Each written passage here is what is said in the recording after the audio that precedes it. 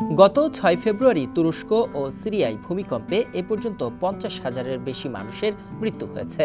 আল জাজিরার এক প্রতিবেদনে উঠে এসেছে, শুধু তুরস্কে ৪৪,২১৮ জন মারা গেছে বলে জানিয়েছে দেশটির দুর্যোগ ব্যবস্থাপনা সংস্থা AFAD। অন্যদিকে সিরিয়ায় ৫,৯১৪ জনের মৃত্যু হয়েছে। ভূমিকম্পে তুরস্কে ১,৭৩,০০০ স্থাপনা ধসে পড়েছে, আর অস্থায়ী তাঁবুতে বসবাস শুরু করেছে ১৯ লাখের মতো মানুষ।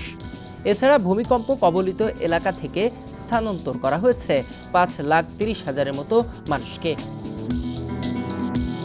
এদিকে তুরস্ক সরকার জানায় ২,৪০,০০০ উদ্ধারকারী ভূমিকম্প কবলিত প্রদেশগুলোতে নিরলস কাজ করে যাচ্ছে, যদিও সঙ্গত কারণে এখন আর কেউকে জীবিত উদ্ধারের খবর মিলছে না।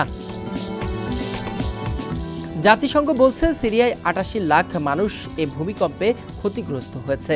বছরের পর বছর ধরে গৃহযুদ্ধ চলা সিরিয়ায় ভূমিকম্পে ক্ষয়ক্ষতির সঠিক তথ্য পাওয়া যাচ্ছে না। ইখলাসুর রহমান, সমকাল।